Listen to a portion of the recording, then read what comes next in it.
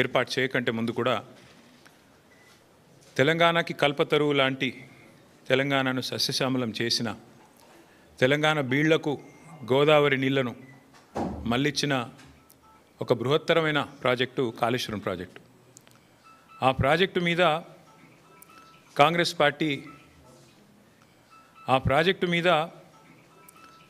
Party ఎలక్షన్లకు 3-4 ఏళ్ల ముందు నుంచే భయంకరంగా విషం జిమ్ముతూ మొదటి రోజు నుంచి ఈ ప్రాజెక్టును బద్నాం చేయాలన్న ప్రయత్నం ఎంత గట్టిగా చేసిందో, ఎట్లా ప్రజల మనసుల్లో లేని అనుమానాలను జొప్పించి అడ్డమైన ఆరోపణలు చేసి ఇష్టం వచ్చినట్టు నోటికి ఎంత వస్తే అంత మాట్లాడి మళ్ళీ ప్రభుత్వం వచ్చిన తర్వాత కూడా అదే ట్రెండు, అదే వరుస తప్ప ఇంకోటి లేనేలేదు. తెలంగాణకు వరప్రధాని లాంటి కాళేశ్వరం ప్రాజెక్టు మీద చివరికి కక్షగట్టి తెల్లారు లేస్తే రాహుల్ గాంధీ గారు దుమ్మెత్తిపోస్తూ ఉంటారు.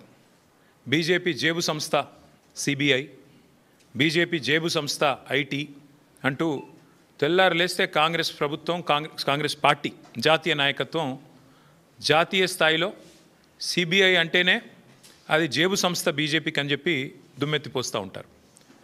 కాళేశ్వరం ప్రాజెక్టు మీద ఈ ముఖ్యమంత్రి గారికి ఎంత కక్ష అంటే చివరికి ఏ సిబిఐనైతే రాహుల్ గాంధీ గారు అనునిత్యం తప్పుపడుతూ ద్వేషిస్తూ ఇది బీజేపీ జేబు సంస్థ అని మాట్లాడతారో, చివరికి ఆ కాళేశ్వరం ప్రాజెక్టు మీద ఇక్కడ ఏమీ లేదు, కొండను దవ్వి ఎలక కూడా పట్టలేదు కాబట్టి 22 నెలలు మరి టైంపాస్ చేసి కోట్ల రూపాయలు తగలబెట్టి కాళేశ్వరం కమిషన్ అని పెట్టి పీసీ ఘోష్ గారి కమిషన్ వేసి కొండను దవ్వి ఎలుకను కూడా పట్టలేని పరిస్థితుల్లో మళ్ళీ కొత్తగా సిబిఐ కప్పచెప్తున్నా అని ఒక కొత్తగా నాటకానికి తెరదీసినారు. నేను ఇవాళ ముఖ్యమంత్రి గారిని అడుగుతా ఉన్నా, రాష్ట్ర వ్యాప్తంగా ఇవాళ ప్రజలకి మీరు ప్రజల సొమ్ముతో ప్రతి పత్రికలో ఇవాళ అడ్వర్టైజ్మెంట్లు, ఫుల్ పేజ్ అడ్వర్టైజ్మెంట్లు ఇచ్చినారు. ఏమని? మల్లన్న సాగర్ నుంచి నీళ్లు తీసుకొచ్చి మూసీకి అనుసంధానం చేసే ప్రాజెక్టుకు, బృహత్ ప్రాజెక్టుకు ముఖ్యమంత్రి గారు ఇవాళ శంకుస్థాపన చేస్తున్నారు అని చెప్పి మరి ఫుల్ పేజ్ ప్రకటనలు ఇచ్చినారు. ఈ ముఖ్యమంత్రి గారికి కానీ కాంగ్రెస్ ప్రభుత్వానికి కానీ కనీస సిగ్గుందా అని నేను అడుగుతా ఉన్నా. కనీస మాత్రం ఇంగితం ఉందా? కనీస మాత్రం సోయి ఉందా మీకు? సరిగ్గా వారం కిందట, ఇదే సోమవారం నాడు, వారం రోజుల కిందట కాళేశ్వరం ప్రాజెక్టు మీద కక్షగట్టి సిబిఐ ఎంక్వైరీ అని పెట్టినారు. మరి ఈరోజు ఈ సోమవారం రోజు కేసీఆర్ గారు కట్టిన అదే కాళేశ్వరం ప్రాజెక్టు మీద ఆధారపడ్డ మూసీ జలాల అనుసంధానం అని పెట్టి ఇవాళ శంకుస్థాపన చేస్తూ ఉన్నారు. ఇక్కడ విచిత్రం ఏంటంటే, కాకపోతే ఎవరైనా మనిషి జ్ఞానం ఉన్నవాడైతే తల దగ్గర శంకుస్థాపన చేస్తారు, ఎక్కడైతే నీళ్లు ఉన్నాయో, ఎక్కడి నుంచి అయితే నీళ్లు తేవాలనుకుంటున్నారో అక్కడ శంకుస్థాపన చేస్తారు. కేవలం తలా తోక లేని వాళ్ళే తోక దగ్గర చేస్తారు. ఎందుకంటే బాధ ఏముంది ఈయనకి? మల్లన్న సాగర్ దగ్గర పోయి శంకుస్థాపన చేస్తే ఏం చెప్పాలా? ఎదురుగా కళ్ళు దొబ్బినాయా, నీకు కనబడతలేవా, అవి కాళేశ్వరం నీళ్లు కాదా అని ప్రజలు అడుగుతారు, రైతులు అడుగుతారు. ఇవి కాళేశ్వరంలో వచ్చిన నీళ్లు కావా అని సోయినవాడు ఎవడైనా అడుగుతాడు, మీడియా అడుగుతుంది, అందరూ అడుగుతారు. సమాధానం చెప్పలేరు. ఎందుకంటే కాళేశ్వరం కొట్టుకపోయింది, కాళేశ్వరం ఇదయింది అదయింది అని దిక్కుమాలిన మాటలు మాట్లాడిందే మీరు. కాబట్టి ఏం చేయాలా? తలా తోక లేని సన్నాసులు చేసే పని ఏదైతే చేయాలో తోక దగ్గర చేస్తున్నాడు ప్రారంభోత్సవం. తల దగ్గర చేయకుండా, మల్లన్న సాగర్ దగ్గర కాకుండా తోక దగ్గర అంటే గండిపేట దగ్గర చేసే ప్రయత్నం చేస్తూ ఉన్నారు. ఎందుకు? మీ అబద్ధాలను కప్పిపుచ్చుకోవడానికి. మీరు ఇన్ని రోజులు వాగిన వాగుడంతా చెత్తవాగుడు అని ప్రజలకు తెలుస్తుంది. కాబట్టి ఇవాళ మీరు ఎన్ని దిక్కుమాలిన మాటలు మాట్లాడినా చివరికి మళ్ళీ కాళేశ్వరమే మీకు దిక్కయింది. కాబట్టి ఇవాళ మొహం చెల్లక, మల్లన్న సాగర్ దగ్గర శంకుస్థాపన చేయడానికి మొహం చెల్లక ఈ ముఖ్యమంత్రి గారు, ఈ ప్రభుత్వం 1,00,000 కోట్ల అవినీతి, కూలిపోయింది, కాళేశ్వరం కూలేశ్వరం అయిపోయింది అని మాట్లాడిన మాటలు ఏవైతున్నాయో వాటి నుంచి తప్పించుకోవడానికే ఈరోజు గండిపేట దగ్గర ఒక డ్రామా చేస్తూ ఉన్నారు. అంటే ఒకటి చెప్పకనే చెప్పినట్టు మాత్రం ఈ ప్రభుత్వం అయ్యింది. ఎన్ని రోజులు కాళేశ్వరం కూలేశ్వరం అయిపోయిందని వాగిన నోళ్ళే ఇవాళ అదే కాళేశ్వరం నీళ్లు తీసుకొచ్చి హైదరాబాద్ ప్రజలకు మేము గోదావరి నీళ్ళు అందిస్తామని చెప్తున్నారు. అంటే ముఖ్యమంత్రి కానీ ఈ ప్రభుత్వం కానీ చెప్పకనే చెప్పినట్టు అయ్యింది. కాళేశ్వరం మరి తెలంగాణకు కల్పతరువు, తెలంగాణకు కామధేనువు అని మొదటి నుంచి మేమేదైతే చెప్తున్నామో అది అక్షర సత్యం అని కాంగ్రెస్ ప్రభుత్వమే ఇలా ఒప్పుకున్నట్టు అయింది. అట్లాగే ఒక నెల రోజుల కింద అనుకుంటా మా భువనగిరి యాదాద్రి జిల్లా గంధమల్ల రిజర్వాయర్కి కూడా ముఖ్యమంత్రి గారు శంకుస్థాపన చేసి భారీ సినిమా డైలాగులు కొట్టినారు అక్కడ కూడా, నేను పూర్తి చేస్తాను అని. ఎక్కడికి వస్తున్నాయి, ఎక్కడి నుంచి వస్తున్నాయి గంధమల్లకి నీళ్లు? అదే కాళేశ్వరంలో అంతర్భాగమైన కొండపోచమ్మ సాగర్ నుంచే కదా దానికి కూడా నీళ్ళు వచ్చేది. ఇవాళ మల్లన్న సాగర్ నుంచి గండిపేటకు నీళ్లు తరలించి శంకుస్థాపనలు, ఆ రోజు కొండపోచమ్మ సాగర్ నుంచి గంధమల్లకు నీళ్లు తరలించడానికి శంకుస్థాపనలు, మరొక వైపు ఏమో కాళేశ్వరం మీద శాపనార్థాలు. ఇంతకంటే అరాచకమైన, ఇంతకంటే సిగ్గుమాలిన ప్రభుత్వం ఈ దేశంలో ఉన్నదా అని అనక తప్పడం లేదు. ముఖ్యమంత్రి గారి వైఖరి చూస్తూ ఉంటే కాళేశ్వరం నీళ్లు వాడుకుంటూ, కాళేశ్వరం ప్రాజెక్టును పూర్తి స్థాయిలో వినియోగించుకుంటూ, దానివల్ల కీర్తి కోసం ప్రయత్నం చేస్తూనే మరొక వైపు కాళేశ్వరాన్ని బద్నాం చేసే ప్రయత్నం చూస్తుంటే తల్లిపాలు దాగి రొమ్ము గుద్దడం అనే సామెత కూడా గుర్తొస్తూ ఉన్నది. నిజంగా చెప్పాలి అంటే ఇవాళ మీరు శంకుస్థాపన చేయాల్సి వస్తే మల్లన్న సాగర్ దగ్గర చేయాలి, లేదా కొండపోచమ్మ సాగర్ దగ్గర చేయాలి, కానీ గండిపేట దగ్గర చేస్తూ ఉన్నారు. గుండెకాయను వదిలిపెట్టి గండిపేట దగ్గర మీరు చేస్తున్నారంటేనే మీరు ఎంత ఇబ్బంది పడుతున్నారో ఈ విషయంలో ప్రజలకు కూడా అర్థమవుతుందని చెప్పి నేను అనుకుంటా ఉన్నా. కొందరిని కొంతకాలం మోసం చేయొచ్చు, కానీ అందరినీ ఎల్లకాలం మోసం చేయలేం. ఇప్పటికైనా రేవంత్ రెడ్డి గారు, కాంగ్రెస్ పార్టీ ఈ విషయం గమనిస్తే మంచిది. అట్లాగే ఇంకొక మాట కూడా నేను చెప్తా ఉన్నా, ఇవాళ ముఖ్యమంత్రి గారు సమాధానం చెప్పాలి కొన్ని విషయాల్లో. ఇవాళ మీరు తెస్తున్నది కాళేశ్వరం నీళ్ళ కాదా? ఇవాళ మీరు తీసుకొస్తున్నది ఇక్కడ గండిపేటకి కాళేశ్వరం జలాలా కాదా? స్పష్టంగా చెప్పాలి. ప్రతిపక్షంలో ఉన్నప్పటి నుంచి ఈరోజు దాకా కాళేశ్వరాన్ని విఫల ప్రాజెక్టుగా చిత్రీకరించే ప్రయత్నం చేసినందుకు, చేసి కూడా ఫెయిల్ అయినందుకు, దాని మీద కమిషన్లు వేసి కూడా అట్టర్ ఫ్లాప్ అయినందుకు, మళ్ళీ ఇవాళ సిబిఐ ఎంక్వైరీ పేరిట మోసం చేయబోతున్నందుకు ముందుగా ముఖ్యమంత్రి గారు ఈ రాష్ట్ర ప్రజలకు క్షమాపణ చెప్పాలని చెప్పి మేము డిమాండ్ చేస్తూ ఉన్నాం. ఎందుకంటే ఎంత అరాచకమైన, ఎంత నికృష్టమైన బుద్ధి ఉన్నవాడైనా సరే ఇంత దిగజారుడు పని చేయరు. సొంత రాష్ట్రాన్ని తులనాడే పని, ప్రజల సొమ్ముతో కట్టిన ప్రాజెక్టును విఫల ప్రాజెక్టుగా చిత్రీకరించే పని చేయరు. కానీ ముఖ్యమంత్రి గారు ఆ ప్రయత్నం చేస్తూ ఉన్నారు. అట్లాగే నేను గుర్తు చేస్తూ ఉన్నా ముఖ్యమంత్రి గారికి, మొదటి నుండి మేము చెప్తున్న మాట, కాళేశ్వరం అంటే ఒక బ్యారేజ్ కాదు, కాళేశ్వరం అంటే ఒక రిజర్వాయర్ కాదు, కాళేశ్వరం అంటే ఒక కాలువ కాదు, కాళేశ్వరం అంటే ఒక మల్లన్న సాగర్, కాళేశ్వరం అంటే ఒక కొండ పోచమ్మ సాగర్, కాళేశ్వరం అంటే ఒక రంగనాయక సాగర్, కాళేశ్వరం అంటే ఒక అనంతగిరి రిజర్వాయర్, కాళేశ్వరం అంటే ఒక గంధమల్ల, కాళేశ్వరం అంటే ఒక బస్వాపూర్ రిజర్వాయర్, కాళేశ్వరం అంటే ఒక రాజరాజేశ్వర సాగర్ మిడ్మానేర్, కాళేశ్వరం అంటే ఎస్ఆర్ఎస్పి పునరుజ్జీవ పథకం. మొత్తంగా కాళేశ్వరం అంటే 3 బ్యారేజీలు, 15 రిజర్వాయర్లు, 19 సబ్స్టేషన్లు, 21 పంపింగ్ స్టేషన్లు, 203 కిలోమీటర్ల సొరంగ మార్గాలు, అట్లాగే 1531 కిలోమీటర్ల గ్రావిటీ కాలువలు, 98 కిలోమీటర్ల ప్రెషర్ మెయిన్స్. కాళేశ్వరం అంటే 141 టీఎంసీల స్టోరేజ్ కెపాసిటీ, 530 మీటర్లకి నీళ్ల ఎత్తిపోతల పథకం, multi stage lift irrigation project, ప్రపంచంలోనే అతిపెద్ద లిఫ్ట్ ఇరిగేషన్ ప్రాజెక్ట్ కాళేశ్వరం. ఇది వాస్తవం. కాళేశ్వరం ద్వారా ఇప్పటిదాకా 1 కాదు 2 కాదు, ఏకంగా 240 టీఎంసీల నీటి వినియోగం జరిగింది. ఇది అక్షర సత్యం. దానివల్ల 20 లక్షల ఎకరాలకి, మనం ఏం చెప్పడం కాదు, శాసనసభలో అక్బరుద్దీన్ ఓవైసీ గారు అడిగినారు, మీరేమో కాళేశ్వరం ద్వారా 1 ఎకరానికి నీళ్ళు రాలేదని చెప్తున్నారు, మరి మీరు ఇచ్చిన పుస్తకంలోనే 20 లక్షల ఎకరాలకు నీళ్ళు ఇచ్చినట్టుగా ఉన్నది, ఏది నమ్మాలా? మీ ప్రభుత్వానికి కనీసం కుడి చేయికి ఎడం చేయికి సయోధ్య ఉన్నదా అని స్వయంగా ఇవాళ మీ మిత్రపక్షంగా వ్యవహారం చేస్తున్న అక్బరుద్దీన్ ఓవైసీ గారు కూడా అడిగే పరిస్థితి వచ్చింది అంటే మీరు అర్థం చేసుకోండి. అట్లాగే అక్బరుద్దీన్ ఓవైసీ గారు అడిగినారు మొన్న, కాళేశ్వరం ఏదో కొట్టుకుపోయిందని మీరు అంటున్నారు, కానీ అక్కడ 12 లక్షల క్యూసెక్కుల వరద వచ్చినా నిక్షేపంలాగా ఉన్నది కదా బ్యారేజీ, మీరు అన్నట్టుగా ఏం లేదు, మీరు చెప్పేది తప్పు అనే మాట కూడా అక్బరుద్దీన్ ఓవైసీ గారు అడిగినారు.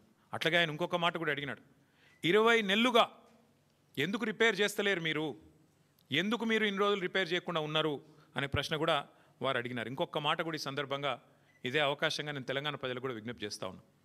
మొదటి రోజు నుంచి కాంగ్రెస్, రాహుల్ గాంధీ నుంచి మొదలు పెడితే గ్రామ స్థాయిలో ఉండే కాంగ్రెస్ కార్యకర్త దాకా ఒకటే మాట, 1,00,000 కోట్ల కుంభకోణం, 1,00,000 కోట్ల కుంభకోణం. చివరికి వాళ్ళ పిల్లనిచ్చిన మామ రేవంత్ రెడ్డి గారికి, పద్మారెడ్డి గారు, ఆయన చెప్పారు 94,000 కోట్లు ఖర్చు అయిన ప్రాజెక్టులో ఒకవైపు నీళ్లు కనబడుతుంటే 94,000 కోట్ల ఖర్చైన ప్రాజెక్టులో 1,00,000 కోట్ల కుంభకోణం ఎట్లా జరుగుతుందండి, ఇది రాజకీయ ఆరోపణ తప్ప ఇంకోటి కాదు అని పిల్లనిచ్చిన మామ కూడా నవ్వుతూ కొట్టిపాడేసినా కూడా ఇంకా ముఖ్యమంత్రి గారి బుద్ధి మాత్రం మారడం లేదు. వాస్తవం ఏంది, 94,000 కోట్లు ఖర్చు అయినాయని మీ ప్రభుత్వం కూడా చెప్తా ఉంది. బీఆర్ఎస్ ప్రభుత్వం ఉన్నప్పుడు కాళేశ్వరం ప్రాజెక్టు కోసం 93,769 కోట్లు, దాదాపుగా రౌండ్ ఆఫ్ చేస్తే 94,000 కోట్లు ఖర్చు అయినాయని మీ ప్రభుత్వం చెప్పింది. అందులో మేడిగడ్డ బ్యారేజ్ ఖర్చు ఎంత? 4,000 కోట్లు. 4,000 కోట్లలో మన హరీష్ రావు గారు వివరంగా చెప్పినారు. ఏది శాసనసభలో 4,000 కోట్లలో భూసేకరణకు ఎంత అయింది, రిటైనింగ్ వాల్స్ కన్స్ట్రక్షన్కి ఎంత అయింది, ఓన్లీ ఆ బ్యారేజ్ ఏదైతే సిమెంట్ స్ట్రక్చర్ ఉందో దానికి ఎంత అయింది లెక్క తీస్తే మరి 85 పిల్లర్లు ఉండే ఆ బ్యారేజ్ ఖర్చు అయింది 1,500 2,000 కోట్లు. అందులో ఎన్డీఎస్ఏ రిపోర్ట్లు కూడా ఏం చెప్పినారు, కేవలం 7th బ్లాక్ ఒక్కటి పునర్నిర్మాణం చేస్తే చాలు అని చెప్పారు. మరి 7 బ్లాకుల్లో ఒక్క బ్లాక్ దెబ్బతింటే ఆ మొత్తం 7 బ్లాక్లకు 1,500 2,000 కోట్లు ఖర్చు అయింది అనుకుంటే ఒక బ్లాక్ కోసం ఎంత అవుతుంది, 250 300 కోట్లు ఖర్చు అవుతుంది. ఆ 250 300 కోట్లు కూడా ఒక్క రూపాయి కూడా ప్రభుత్వం పెట్టే అవసరం లేదు, ఒక్క రూపాయి కూడా ప్రజల సొమ్ము వృధా చేసే అవసరం లేదు. ఆ ఏజెన్సీయే నేను కడతానంటూ ముందుకు వచ్చింది. మరి ఇవాళ నేను ముఖ్యమంత్రిని రాష్ట్ర ప్రభుత్వాన్ని అడుగుతున్నా, ఎక్కడైంది వృధా ప్రజల సొమ్ము? ఆ ఏజెన్సీ మళ్ళీ తిరిగి పునర్నిర్మాణం చేస్తానంటుంటే 2 ఏళ్లుగా దాన్ని పండబెట్టింది మీరు, పడావ పెట్టింది మీరు, కిందికి నీళ్ళని తీసుకుపోయి బనకచర్ల కట్టుకోవడానికి ఫెసిలిటేట్ చేస్తున్నది మీరు. ఒక్క రూపాయి ప్రజా సొమ్ము కూడా దుర్వినియోగం కాలేదు అని మొదటి నుంచి మేము చెప్తున్న మాట ఇవాళ మళ్ళొక్కసారి రుజువు అవుతా ఉంది. 94,000 కోట్లలో మిగతా అంతా బాగానే ఉంది. అన్ని రిజర్వాయర్లు బాగున్నాయి, పంప్ హౌజులు బాగున్నాయి, సబ్స్టేషన్లు బాగున్నాయి, కాలువలు బాగున్నాయి, సొరంగాలు బాగున్నాయి, అన్నీ బాగానే ఉన్నాయి, అన్నీ నడుస్తున్నాయి. వాళ్ళ నీళ్లు పరవలు దుంకుతున్నాయి. మా వాళ్ళు నిన్నగాక మొన్న అక్కడ పోయి జలాభిషేకాలు కూడా చేసినారు. ఇవన్నీ ఇట్లా ఉంటే 94,000 కోట్లలో 250 కోట్లు మళ్ళీ నష్టం జరిగితే దాన్ని ఆ ఏజెన్సీయే పెట్టుకుంటానని ముందుకొస్తే ఇవాళ 1,00,000 కోట్ల కుంభకోణం అని అబద్ధాలు ప్రచారం చేసినందుకు ముఖ్యమంత్రి రేవంత్ రెడ్డి గారు, కాంగ్రెస్ పార్టీ ముక్కు నేలకు రాసి ఈ రాష్ట్ర ప్రజలకు క్షమాపణ చెప్పాలి. ఒకవైపు గోదావరి నీళ్లను వాడుకుంటూ, ఒకవైపు గోదావరి నీళ్లను కాళేశ్వరం ద్వారా వచ్చిన నీళ్లను ఇవాళ హైదరాబాద్లో మూసీకి అనుసంధానం చేస్తున్నామని చెబుతూ మరొక వైపు ఈ రకంగా చిల్లర ప్రచారం చేస్తున్నందుకు, ఆ కాళేశ్వరాన్ని కేసీఆర్ గారిని బదనాం చేస్తున్నందుకు ముక్కు నేలకు రాసి క్షమాపణ చెప్పాలి అని మేము డిమాండ్ చేస్తూ ఉన్నాం. దీని వెనకాల ఇంకొక ముఖ్యమైన కుంభకోణం కూడా ఉంది. ఇదేదో కొత్త ప్రాజెక్ట్ కాదు. This paper is from 18th May 2023, 18 మే 2023. ఇందులో ఏం రాసిందండి, భాగ్యనగరంలో గలగల గోదావరి. ఇది దేని మీద బేస్ చేసుకొని రాసినారు? 17 మే 2023 నాడు కేబినెట్ సమావేశం జరిగింది పెద్దలు కేసీఆర్ గారి నాయకత్వంలో, ఆయన ముఖ్యమంత్రిగా. 17 మే 2023 అందులో ఏ నిర్ణయం తీసుకున్నారు? భాగ్యనగరానికి ఆ రోజు మూసీ ప్రాజెక్టు చైర్మన్గా పెద్దలు సుధీర్ రెడ్డి గారు, ఎల్బీ నగర్ ఎమ్మెల్యే గారు ఉన్నారు. ఆ రోజు ఏ నిర్ణయం తీసుకున్నామంటే కేవలం 1,100 కోట్ల ఖర్చుతో, కేవలం 1,100 కోట్ల ఖర్చుతో కాళేశ్వరం ప్రాజెక్టులో ఉన్న కొండపోచమ్మ సాగర్. ఇక్కడ ఒక విషయం మిత్రులందరికీ మీకు అర్థం కావాలి. కేసీఆర్ గారు కాళేశ్వరాన్ని ఎట్లా డిజైన్ చేశారంటే హైదరాబాద్ నెత్తిన, ఎందుకంటే హైదరాబాద్ మహానగరం భారతదేశంలో అల్టిమేట్గా 2వ అతిపెద్ద నగరంగా మారబోతుంది, తప్పకుండా మారుతుంది. ఈరోజు జనాభా 1,20 లక్షలు కావచ్చు, భవిష్యత్తులో 3 కోట్లకు పెరుగుతుంది. అందుకే కేసీఆర్ గారు కాళేశ్వరం డిజైన్ చేసినప్పుడే రోజుకు 3 టీఎంసీల నీళ్ళు ఎత్తిపోస్తే భవిష్యత్తులో మనకు 1 టీఎంసీ నీళ్లు హైదరాబాద్కే అవసరం పడుతుంది. 3 కోట్ల జనాభా పెరిగిన తర్వాత మళ్ళీ కొత్తగా నీళ్ళ కోసం ఇవాళ చెన్నైలోనో లాటూరులోనో ఎట్లయితే రైళ్లల్లో ట్యాంకర్లు పెట్టి తెచ్చుకుంటున్నారో ఆ అవస్థ మన భవిష్యత్ తరాలకు ఉండొద్దన్న ఉద్దేశంతో చాలా ముందు చూపుతో 3 టీఎంసీల నీళ్లను మేడిగడ్డ నుంచి ఎత్తిపోసి ఇక్కడికి తీసుకొచ్చి మెడ్మానేర్ నుంచి ఆడికెళ్ళి పైకి తీసుకురావాలని ఒక ఆలోచన చేసినారు. అందులో భాగంగానే ఆనాటి మా ప్రభుత్వం తీసుకున్న నిర్ణయం ఏంటి అంటే కొండపోచమ్మ సాగర్ 618 మీటర్ల పైన ఉంటుంది సముద్ర మట్టానికి. మల్లన్న సాగర్ 560 మీటర్లు, 557 మీటర్ల మీద ఉంటుంది. మన గండిపేట 540 మీటర్ల మీద ఉంటుంది. అంటే కొండపోచమ్మ నుంచి నీళ్ళు తీసుకుంటే 618 మీటర్లకు వెళ్ళి 540 మీటర్లకు తీసుకుంటే గ్రావిటీ ద్వారానే నీళ్ళు తెచ్చుకోవచ్చు పూర్తి స్థాయిలో. అంటే 618 మీటర్లకి నీళ్లు వస్తే కిందికి పోతాయి కదా, పడవ దిక్కు నీళ్ళు పల్లం దిక్కు పోతాయి కదా, అట్లా మనం తెచ్చుకోవచ్చు అనేది ఆ రోజు మా ప్రణాళిక. దానిలో భాగంగా ఏం చేసినాము, అదే సమావేశంలో 111 జీవో ఎత్తివేస్తూ ఆ రోజు తీసుకున్న నిర్ణయం ఏంటి అంటే నేను చదివి వినిపిస్తాను మీకు. కాళేశ్వరం ప్రాజెక్టులో భాగంగా 15 టీఎంసీల సామర్థ్యంతో నిర్మించిన కొండపోచమ్మ సాగర్ నుంచి సాగునీటి కోసం సంగారెడ్డి కాలువ నిర్మిస్తున్నారు. ఈ గ్రావిటీ కాలువ 27వ కిలోమీటర్ దగ్గర హిమాయత్ సాగర్, ఉస్మాన్ సాగర్కు కాళేశ్వర జలాల్ని మళ్లించి ఏర్పాటు చేశారు. సంగారెడ్డి కాల్వ గరిష్ట వరద ప్రవాహ సామర్థ్యం 5,054 క్యూసెక్కులు కాగా ఇందులో సాగునీటికి 4,354 క్యూసెక్కులు కేటాయించారు. మిగతా 700 క్యూసెక్కులను జంట జలాశయాలకు తరలించి మూసీ ప్రక్షాళనకు కేటాయించారు. సంగారెడ్డి కాల్వ 27వ కిలోమీటర్ నుంచి మళ్లించే కాళేశ్వర జలాలని సమీపంలో ఉన్న రావల్కోల్ చెరువుకు తరలిస్తారు. అక్కడి నుంచి కాల్వ ద్వారా లేదా పైప్ లైన్ ద్వారా ముత్తంగి ప్రాంతం మీదుగా గండిపేట జలాశయానికి తరలిస్తారు. గండిపేట నుంచి జలాలు హిమాయత్ సాగర్కు వస్తాయి. అక్కడి నుంచి ఏడాది పొడవునా జంట జలాశయాలు కాళేశ్వరం జలాలతో నిండుగా ప్రవహించనున్నాయి. దీంతో పాటు ఇంకొక ముఖ్యమైన మాట, హుసేన్ సాగరు హైదరాబాద్ నడిబొడ్డున ఉంటుంది. హుసేన్ సాగర్ని కూడా ఎప్పటి నుంచో నడుస్తున్నాయి ప్రణాళికలు క్లీన్ చేయాలని. మేము ఆ రోజు ప్లాన్ చేసింది ఏంటంటే జంట జలాశయాల నుంచి అంటే గండిపేట నుంచి బుల్కాపూర్ నాలా ద్వారా మనం హుసేన్ సాగర్ కూడా ఆ రోజే ప్లాన్ చేసినాం. హుసేన్ సాగర్ కూడా గోదావరి జిల్లా తీసుకొచ్చి బుల్కాపూర్ నాలా ద్వారా అంటే గండిపేట నుంచి బుల్కాపూర్ నాలాలో ఒక పాయ వదిలిపెడితే గోదావరి నీళ్లు దాని నుంచి స్ట్రైట్గా హుసేన్ సాగర్ కూడా వస్తాయి. తద్వారా మొత్తం ఇటు హుసేన్ సాగర్ అటు 2 జంట జలాశయాలు కూడా పూర్తిగా సమృద్ధిగా ఉంటాయనేది మన agenda. This is from 17th May 2023 cabinet in KCR government. కేవలం 1100 కోట్ల రూపాయలతోనే ఈ పని చేయవచ్చు.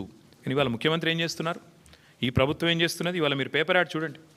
కొండపోచమ్మ దగ్గర మేం సోర్స్ పెడితే దాన్ని కట్ చేసినారు, తీసేసినారు. కారణం లోగుట్టు పెరుమాళ్ళకెరక అని వారికే తెలియాలి, మాకు తెలియదు. 1100 కోట్లతోనైపోయే ప్రాజెక్టును ఇవాళ 7380 కోట్లు 90 కోట్లు అంటే దాదాపు 7 రెట్లు పెంచేసినారు.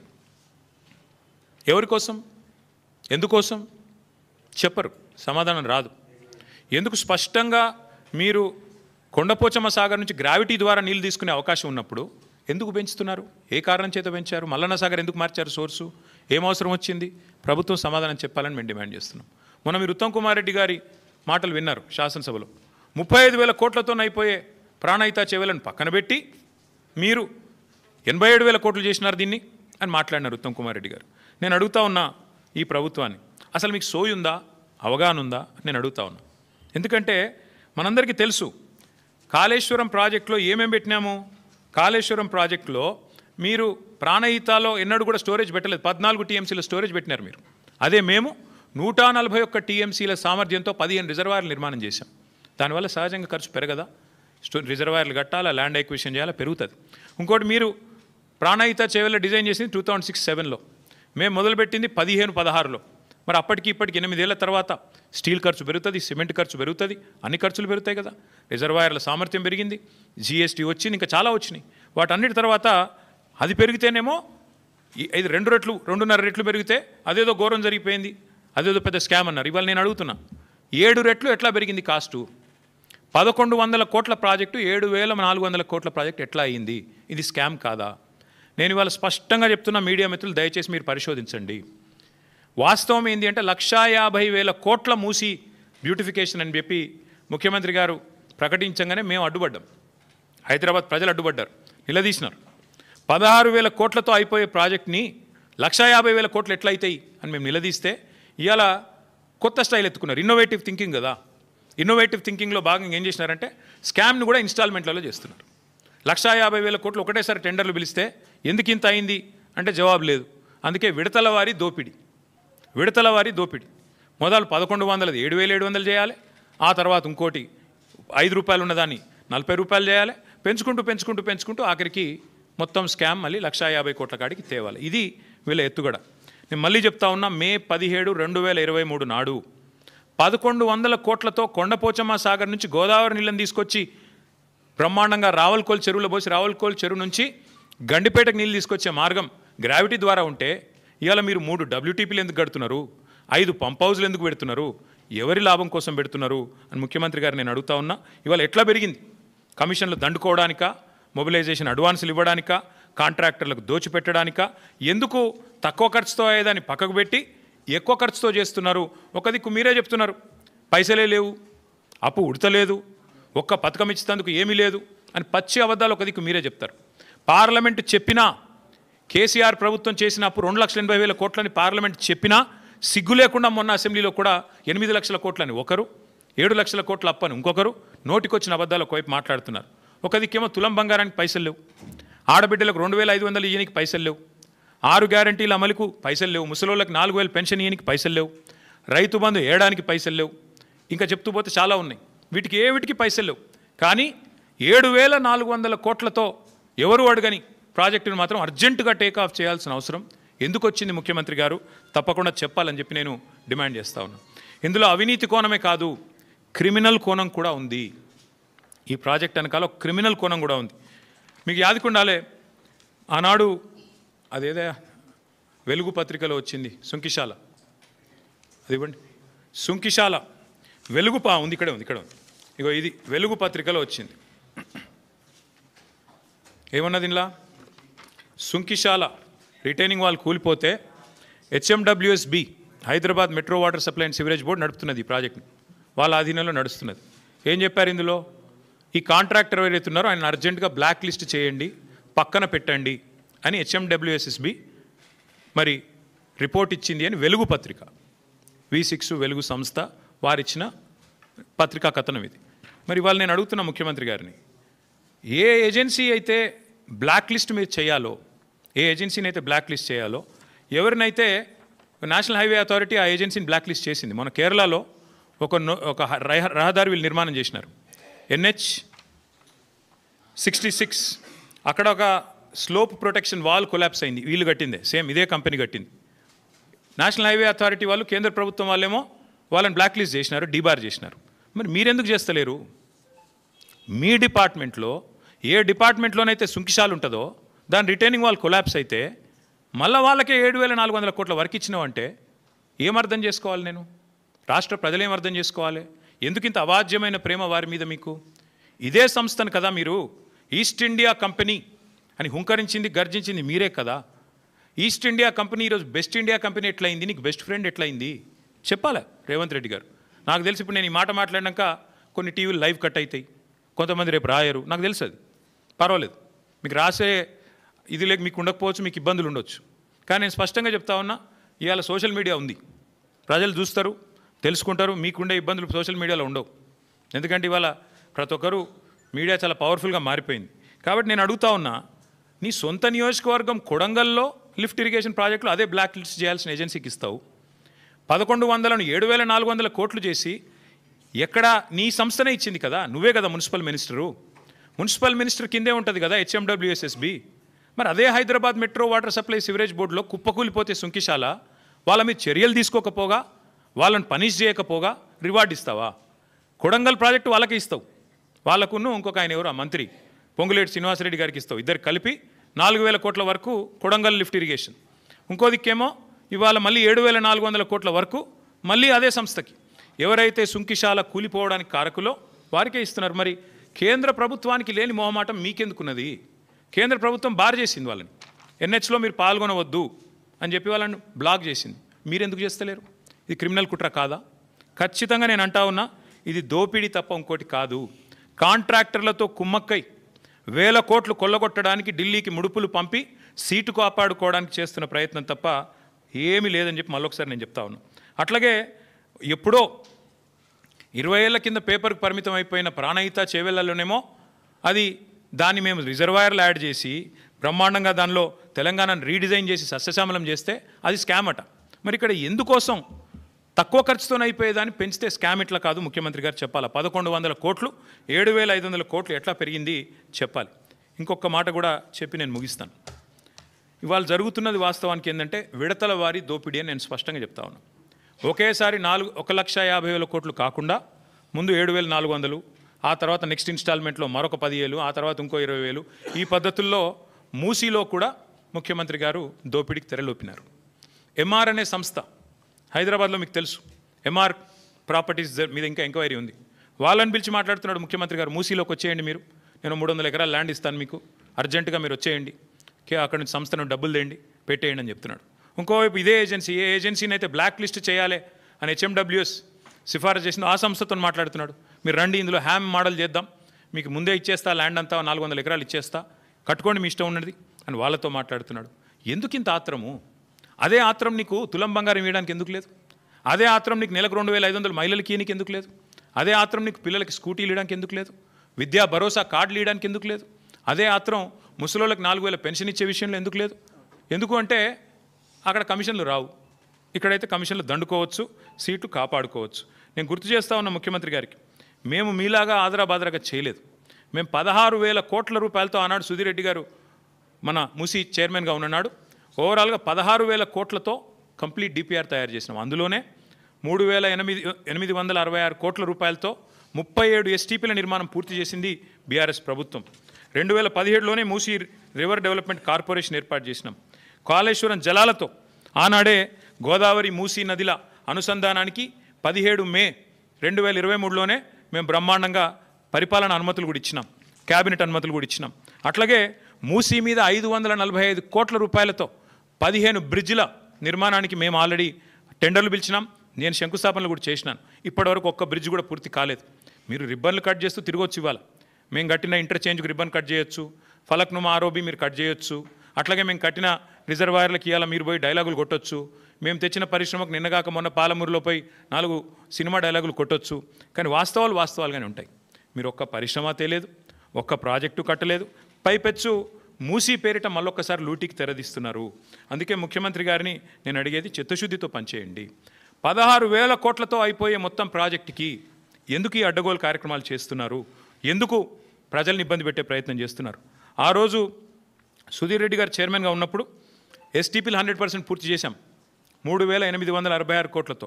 అట్లాగే ఉప్పల్ బగాయత్ దగ్గర ఒక 5 కిలోమీటర్లు మోడల్గా అక్కడ ఆల్రెడీ బ్యూటిఫికేషన్ కూడా పూర్తి చేసినాం. అట్లాగే ఒక్క ఇల్లు కూలగొట్టకుండానే అన్ని ఎస్టీపీలు కూడా పూర్తి చేసినాం. మూసీలో మూటల వేట కోసం మేము ప్రయత్నం చేయలేదు. ఇంజనీర్లను పంపించాం బ్రిడ్జ్లు ఎట్లా ఉండాలని చెప్పి. ప్యారిస్కి, లండన్కి, గ్రీస్కి పంపించాం. యూరోప్లో మంచి బ్రిడ్జెస్ ఉన్నాయంటే చూడ్డానికి పంపించినాం. చీకటి ఒప్పందాలు కుదుర్చుకోలేదు, చిల్లర పనులు చేయలేదు. ఇప్పుడు మళ్ళీ చెప్తా ఉన్నా, పూర్తి స్థాయిలో చెప్తా ఉన్నా, ఔటర్ రింగ్ రోడ్డు చుట్టూ మళ్ళీ హైదరాబాద్ ప్రజలకు నేను విజ్ఞప్తి చేస్తూ ఉన్నా. ఔటర్ రింగ్ రోడ్డు చుట్టూ రింగ్ మెయిన్ మేము ఆల్రెడీ నిర్మాణం ఒక 50 కిలోమీటర్ల దాకా చేసినాం. మిగతాది కూడా పూర్తి చేసేది కేసీఆర్ ప్రభుత్వమే. మళ్ళీ వస్తాం, కేసీఆర్ ప్రభుత్వమే మిగతాది కూడా పూర్తి చేస్తుంది. తద్వారా రింగ్ మెయిన్ పూర్తి చేయడం ద్వారా ఏమవుతుంది? గోదావరి నీళ్ళు కానీ, కృష్ణా నీళ్ళు కానీ భవిష్యత్తులో ఏనాటికి హైదరాబాద్కి ఇంకొక 500 సంవత్సరాలైనా కరువు లేకుండా చేసే బాధ్యత మాది. రోజుకు కాదు నల్లా నీళ్ళు, 24 గంటలు నల్లా నీళ్ళు ఇచ్చే బాధ్యత మాది. 1000% ఇది మా వాగ్దానం. మీకు వచ్చే ఎన్నికల్లో మా వాగ్దానం హైదరాబాద్ ప్రజలకి. ఈ ముఖ్యమంత్రి వల్ల కాదు అది. ఎందుకంటే ఆయన గోల్ అంతా ఎంతసేపు డబ్బులు ఎట్లా సంపాదించాలని. ముఖ్యమంత్రి గారు మొన్న బయటపడింది ఆయన మనసులోని మాట. ఒక టీవీ చర్చలో చెప్తున్నాడు, కేసీఆర్ తప్పుడు నిర్ణయం తీసుకున్నారు. 20,000 లీటర్ల వరకు ఫ్రీ వాటర్ ఏదైతే ఇస్తున్నాం హైదరాబాద్లో అది చాలా తప్పు నిర్ణయం అన్నాడు ముఖ్యమంత్రి గారు. నేను మీకు ఇవాళ చెప్తా ఉన్నా, జిహెచ్ఎంసీ ఎన్నికల తర్వాత కాంగ్రెస్ ప్రభుత్వం ఫ్రీ వాటర్ స్కీమ్ కూడా రద్దు చేస్తుంది, రాసి పెట్టుకోండి. ముఖ్యమంత్రి గారి మనసులో మాట బయటపడ్డది. ఇవాళ మేము సిన్సియర్గా ఏదైతే ప్రయత్నం చేశామో దాన్ని కొనసాగిస్తాం. మీరు ఏదైతే ఇవాళ లూటీకి పాల్పడుతున్నారో దాన్ని కూడా అడ్డుకుంటాం. ఎందుకంటే తప్పకుండా మేము బీజేపీని కూడా అడుగుతున్నాం. మేము అడిగినాము భారతీయ జనతా పార్టీ వాళ్ళని, ఇన్ని స్కాములు జరుగుతుంటే మీరు ఎందుకు మాట్లాడతలేరు అని అడిగినాం. మీరే చెప్తారు ఆర్ఆర్ ట్యాక్స్ అని, మీరే చెప్తారు ఇంట్లో దోపిడీ అందులో దోపిడీ అని, మరి ఎందుకు విచారణకు ఆదేశిస్తలేరని అడిగినాం. ఇక కారణాలు వాళ్ళే చెప్పాలి. ఒకటి మాత్రం పక్కా, ఇదివరకు ఎట్లయితే హైదరాబాద్ దాహార్తి తీర్చినామో మరి గోదావరి నీళ్ళని తీసుకొచ్చి భవిష్యత్తులో కూడా మళ్ళీ హైదరాబాద్కి న్యాయం చేసేది, రింగ్ మెయిన్ ప్రాజెక్టు పూర్తి చేసేది, అల్టిమేట్గా మూసీ ప్రాజెక్టు కూడా పూర్తి చేసేది కేసీఆర్ ప్రభుత్వమే. కానీ ఈరోజు జరుగుతున్న దోపిడీ విషయంలో, ఈరోజు జరుగుతున్న ఈ క్రిమినల్ కుంభకోణం విషయంలో రాష్ట్ర ప్రజలు కూడా ఆలోచించాలి. కాళేశ్వరాన్ని బద్నాం చేయాలి, అంచనాలు పెంచాలి, బ్లాక్ లిస్ట్ చేయాల్సిన ఏజెన్సీకి కాంట్రాక్ట్లు అప్పచెప్పాలి. ఎవరి కోసం ఇదంతా? రాష్ట్ర ప్రజలు కూడా ఆలోచించాలని చెప్పి కోరుతూ, తప్పకుండా అవసరమైతే మా పార్టీ తరఫున న్యాయ పోరాటానికి కూడా వెనుకాడం. ఎందుకంటే మా తెలంగాణ భవన్ ఇదివరకే జనతా గ్యారేజ్గా మారిపోయింది. మూసి మొత్తం బాధితులంతా మా కాడికే వచ్చి మొరబెట్టుకున్నారు. ఇప్పటికీ న్యాయ పోరాటం చేస్తూనే ఉన్నాం. భవిష్యత్తులో కూడా ఈ కుంభకోణం మీద కూడా తప్పకుండా మా పార్టీ తరఫున న్యాయ పోరాటం చేస్తామని చెప్పి కూడా మీ అందరికీ తెలియజేస్తూ మీ అందరికీ thank you.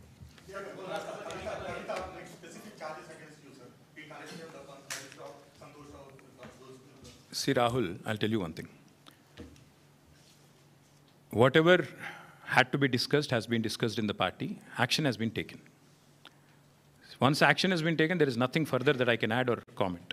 Because whatever had to be discussed internally on party forums, we have done that. And we have acted. And therefore, after the action has been taken, there is nothing further for me to comment or elaborate on. Thank you. Yes, ఇప్పుడు దాదాపు 20-25 రోజుల కింద అనుకుంటాను ఉపరాష్ట్రపతి ఎన్నికల ఘట్టానికి తెరలేసినప్పుడు మేము స్పష్టంగా చెప్పాం, రాష్ట్రంలో 70 లక్షల మంది రైతులు, ఈరోజు మనం ఈ నిమిషం ఇక్కడెక్కడైతే మాట్లాడుతున్నామో, ఈరోజు మనం ఇక్కడున్నాం హైదరాబాద్లో, లక్షల మంది రైతులు ఇవాళ క్యూలలో ఉన్నారు ఎరువుల దుకాణాల ముంగట.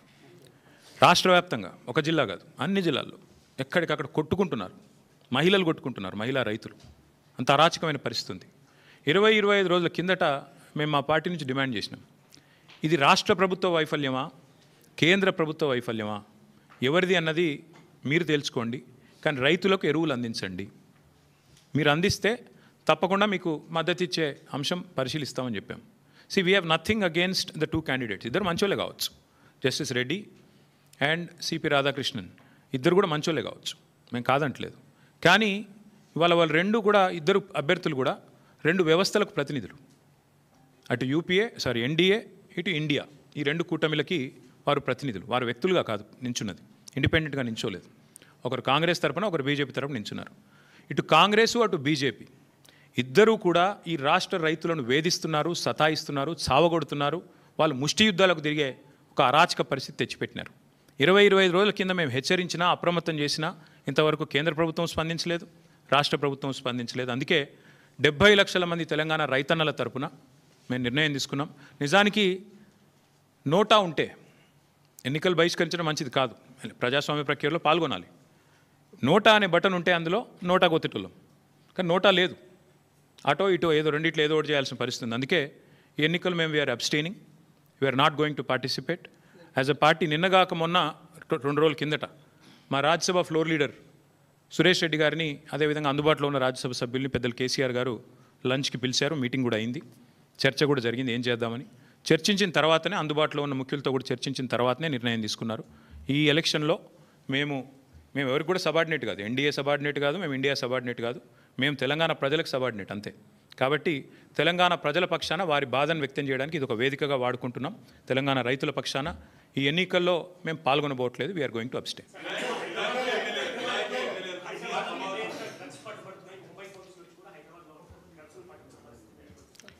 తెల్లారు లేస్తే బిల్డప్లు, ఒకటి ఈగల్ అని, ఇంకోటి హైడ్రా అని, నేను 18 గంటలు పనిచేస్తా అని, నేనే హోంమంత్రిత్వ శాఖ కావాలని నా దగ్గర పెట్టుకున్నా అని. కానీ చేసే పని ఏంది? నిమజ్జనం కాడికి పోయి ఇట్లా చూసినట్టు చేసుడు యాక్టింగు, లేదంటే మా సోషల్ మీడియాలో ఏ పిల్లగాడు ఏం పోస్ట్ పెడుతుండో చూసుడు, రీట్వీట్ వస్తే 20 రోజులు జైల్లో పెట్టుడు, సోయి లేదా కేసీఆర్ మీద సిబిఐ కేసు.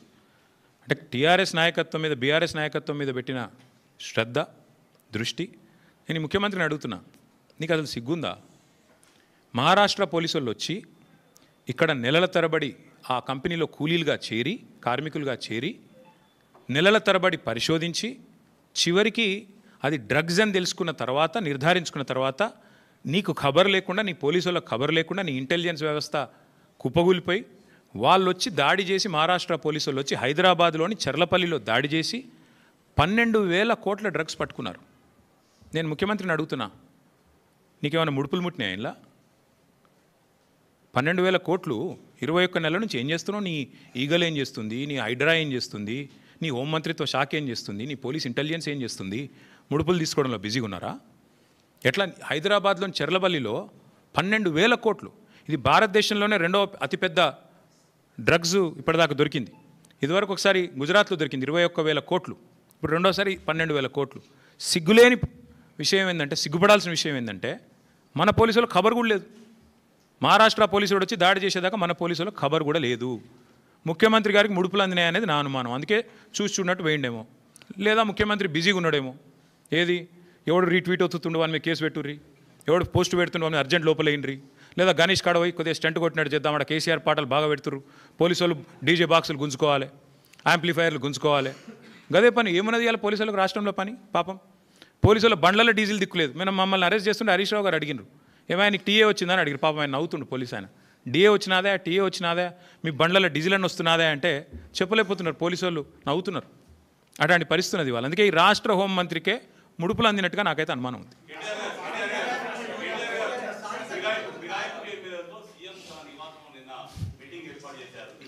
మీరు ఇన్ని బాంబులు ఒకేసారి ఆడితే ఎట్లా?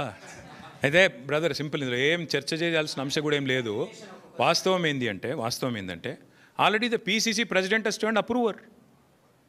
పీసీసీ ప్రెసిడెంట్ తన నేర ఆరోపణను, అభియోగాన్ని ఒప్పుకున్నాడు ఆల్రెడీ బహిరంగంగా.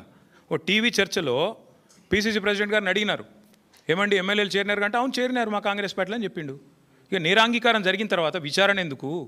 ఇంకా చేసేదేముంది? PCC president has turned approver. One of the MLAs also has turned approver. Kadiyam Srihari చెప్పిండు ఓపెన్గా, నేను కాంగ్రెస్ పార్టీలో చేరినా. మొన్ననే చెప్పిండు, తెచ్చుకోండి, బైట్స్ ఉన్నాయి కదా. స్పష్టంగా అప్రూవర్గా మారిపోయిన తర్వాత పీసీసీ అధ్యక్షుడు, కాంగ్రెస్ పార్టీ అధ్యక్షుడు, ఇంకా విచారణ ఏముంది, ఇంకోటి ఏముంది చేనికే. అలా మళ్ళీ ముఖ్యమంత్రి గారు సమావేశం పెట్టుడు ఏముంది, అసలు నాకు అర్థం కాదు. ఏం సందేశం ఇస్తున్నారు? తెల్లారలేస్తే కాన్స్టిట్యూషన్ బుక్ పట్టుకొని తిరుగుతారు. ఇక్కడ మీ పీసీసీ ప్రెసిడెంట్ అప్రూవర్ అయిపోయిండు, మీ ఫిరాయించిన ఎమ్మెల్యేలు అప్రూవర్లు అయిపోయినరు. కొత్తగా ఏముంది పరిశోధించి విచారించి సాధించేది? ఏం లేదు కదా. ఐ థింక్ ఇక విల్ స్టాప్ హియర్. ఇక మిగతా విషయాలు అందున్నాయి, మళ్ళీ మాట్లాడుకుందాం. కాకపోతే ఈ మూసీ కుంభకోణం దయచేసి అది చూడండి కొద్దిగా. మీరు రేపు రాస్తారో రాయరో మరి ఎవరేందో కూడా ప్రజలు చూస్తారు. ఎవరు రాస్తారో ఎవరు రాయరో కూడా ప్రజలు చూస్తారు.